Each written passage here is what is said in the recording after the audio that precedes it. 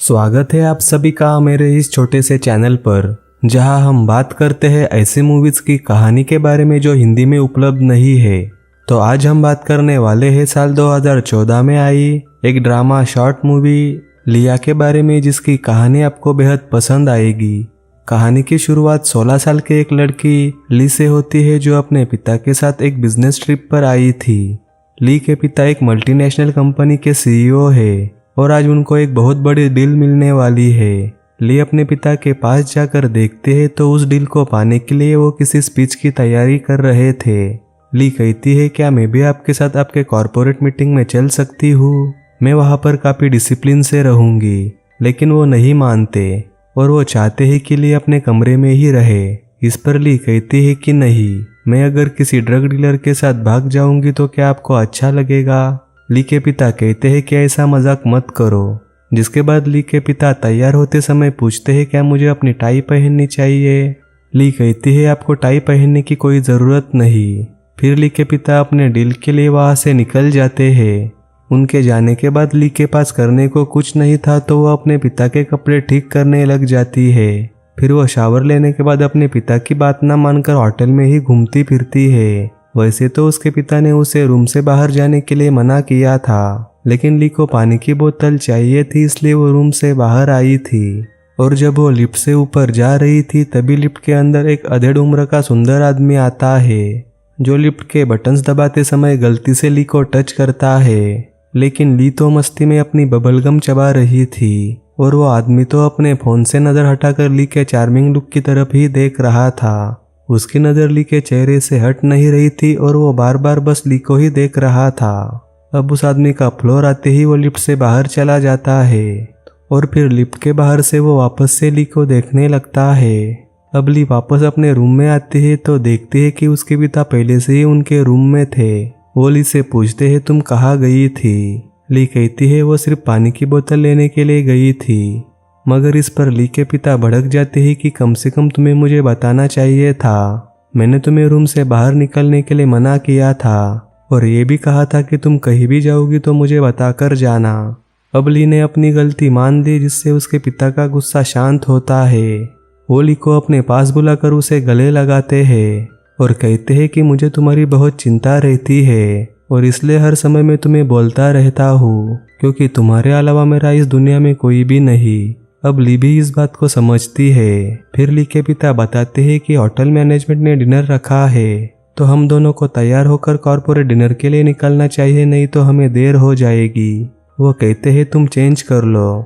ली change करते हुए उनसे पूछते हैं, आपकी मीटिंग कैसी रही और क्या ये डील आपको मिल जाएगी? मगर ली के पिता इस बात पर कोई भी जवाब नहीं देते। वो ली के ड्रेस की तारीफ करते हुए कहते हैं कि तुम बहुत खूबसूरत लग रही हो।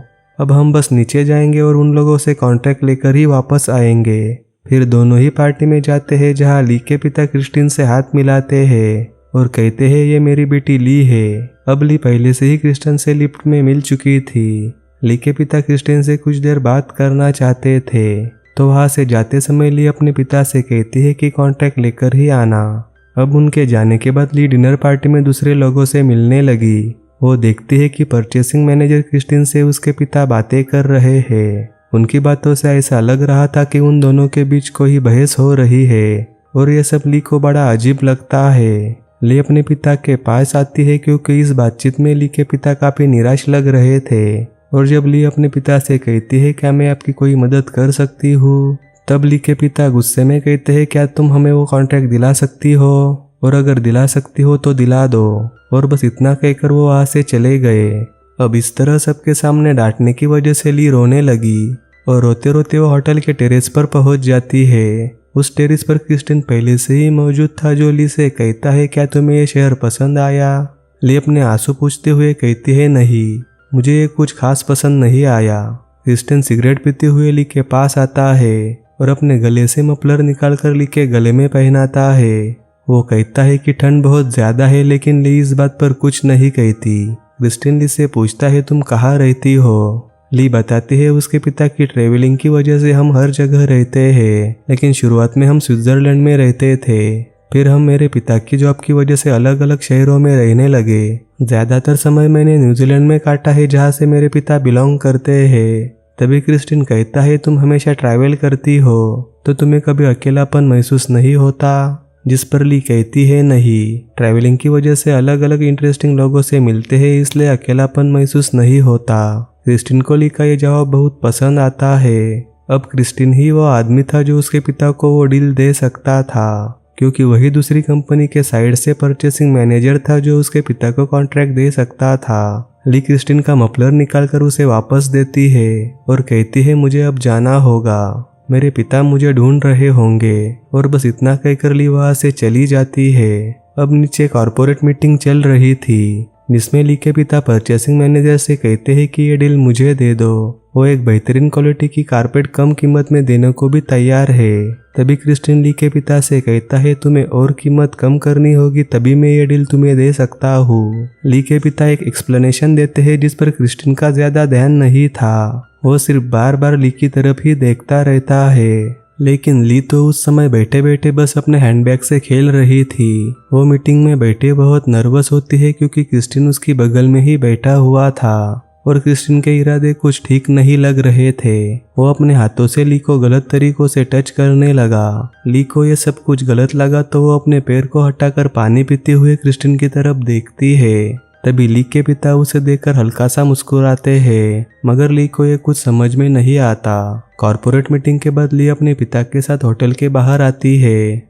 जहां वो अपने पिता से कहती है कि आपको क्रिस्टिन थोड़ा अजीब नहीं लगता, जिस पर ली के पिता का कहना था तुम आखिर कहना क्या चाहती हो, कॉर्पोरेट के लोग ऐसे ही होते हैं, वो बहुत जल्द लोगों से दोस्ती कर लेते हैं। अब ली के पिता उसे वापस मीटिंग में लेके जा रहे थे, मगर ली कहती है मैं अपने होटल रूम में जाना चाहती हूँ। लेकिन ली के पिता उसकी मर्जी के बिना उसे होटल में वापस ले जाते हैं। डिनर के बाद सभी लोग वहाँ पर पार्टी और ड्रिंक कर रहे थे और क्रिस्टिन ली को अपने साथ डांस करने के लिए ले जाता है। ली पहले तो हिचक जाती है लेकिन थोड़ी देर में उसके साथ कंफर्टेबल हो जाती है। डांस करते समय वो अपने पिता को बुलाती है, लेकिन उसके पिता तो किसी औरत के साथ मजे कर रहे थे जो ली को बहुत अजीब लगता है। अब धीरे धीरे क्रिस्टिन ली को पार्टी की दूसरी तरफ ले जाता है, जहाँ से ली बार बार सिर्फ अपने पिता की तरफ ही देख रही थी। वो काफी चिंतित थी क्योंकि उसके पिता अब उसे क्यों नहीं रोक रहे। अब डांस करते करते ली और क्रिस्टिन एक दूसरे के काफी नजदीक थे, जिससे उस वक्त ली भी क्रिस्टिन की तरफ आकर्षित हो जाती है। उस वक्त भी ली अपने पिता को देखती है, लेकिन वो तो अपनी ही मस्ती में थे और वो ली की तरफ कोई ध्यान नहीं दे रहे थे। अब ये बात भी ली को थोड़ी अजीब लगी, क्योंकि उसने अपने पिता का ऐसा बर्ताव पहले कभी नहीं देखा था जिसमें वो ली को इतनी आज़ादी दे। तभी क्रिस्टिन डांस करते करते ली को किस करता है। उस वक्त भी ली अपने पिता की तरफ ही देख रही थी और उसके पिता भी उसे देख रहे थे, लेकिन वो उसे कुछ ना बोलकर वहां से चले जाते हैं। अब ये देखकर ऐसा लग रहा था कि उसके पिता जानबूझकर ये सब चाहते थे कि ली और क्रिस्टिन करीब आ जाए। ली को अपने पिता का ये व्यवहार कुछ समझ में नहीं आता। तभी क्रिस्टिन ली से कहता है क्या हम यहाँ से बाहर चले, जिस पर ली राजी होती है और क्रिस्टिन का हाथ पकड़कर बाहर जाती है। कुछ देर बातें करने के बाद क्रिस्टिन ली को अपने कमरे में ले जाकर उसे कुछ ड्रिंक करने के लिए देता है, मगर ली को अभी भी कुछ समझ में नहीं आ रहा था और वो कुछ घबराई हुई थी। वो खिड़की के पास जाकर ड्रिंक करती है और तभी क्रिस्टिन पीछे से आकर उसे चूमता है। अब उस समय ली कुछ नशे में थी तो उस वक्त दोनों ही वहाँ पर इंटीमेट हो जाते हैं। फिर सब कुछ होने के बाद क्रिस्टिन वहाँ से चला जाता है और ली अकेले ही वहाँ बैठी रहती है। ली को कुछ समझ में नहीं आता कि क्रिस्टिन उससे बिना बात किए उठकर कहाँ चला गया। जिसके बाद ली वापस पार्टी हॉल में आती है और अपने पिता को ढूंढती है। थोड़ी देर ढूंढने के बाद ठीक उसी समय ली देखती है कि उसके पिता क्रिस्टिन से बात कर रहे हैं। उन्हें देखकर ली को अजीब लगा, क्योंकि पहले तो दोनों में ही बहस चल रही थी और अब वो काफी खुश लग रहे हैं, मानो जैसे दोनों ही किसी चीज की खुशी मना रहे हो। अब ली थोड़ी देर सोचती है और उसे ये समझ में आता है कि उसके पिता को कॉन्ट्रैक्ट मिल चुका है, लेकिन वो इस बात पर कंफ्यूज भी थी कि कैसे मेरे और क्रिस्टिन के करीब आने पर अचानक से उन्हें ये डील मिल गई। ठीक तभी अचानक से उसे जोर का धक्का लगा और वो अपने विचारों से बाहर आई। वो अपने पिता के पास जाती है और उन लोगों के सेलिब्रेशन के बीच अपने लिए भी एक वाइन का ग्लास मांगती है, लेकिन ली के पिता उस समय उसके कान में बताते हैं उनको डील मिल गई है इसलिए वो सेलिब्रेट कर रहे हैं। मगर ली ने तो इसका अनुमान पहले ही लगा लिया था। वो देखती है क्रिस्टिन उसकी तरफ देख भी नहीं रहा। वो बस उससे नजरें चुरा रहा है। ली के पिता सभी को चीयर अप कर रहे थे, तभी ली भी बीच में अपने पिता के साथ चीयर अप करने लगी। वो अपने पिता से कहती है, आपने अच्छा काम किया डैड। ये बात उसके पिता को बड़ी अजीब लगती है और वो ली से कहते हैं, तुमने बहुत ड्रिंक कर ली है। तभी ली भी कहती है, अभी तो मैंने एक घूंट भी नहीं पिया।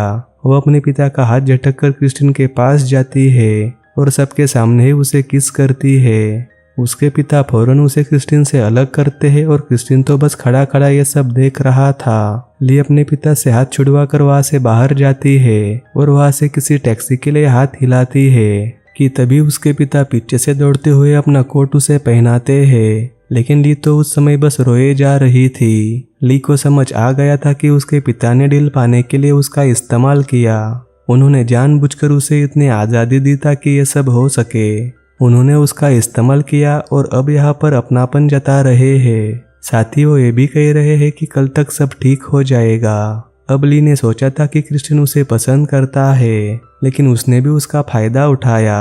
वो सिर्फ ली के साथ इंटीमेट होना चाहता था और इंटीमेट होने के बाद वो उससे बात तक नहीं कर रहा। अब ली के पिता उसे गले लगाते हैं, लेकिन ली अपने पिता से दूर हट जाती है क्योंकि इतना सब होने के बाद पिता और बेटी के बीच का रिश्ता खत्म हो गया था। ली के पिता कहते हैं, तुम्हारे अलावा मेरा इस दुनिया में और कोई नहीं, प्लीज तुम रुक जाओ। ली को ये सुनकर रोना आता है, लेकिन फिर भी वो टैक्सी में बैठती है। वो सिर्फ यही बात सोचती है कि उसके पिता ने बुरे तरीके से उसका भरोसा तोड़ा।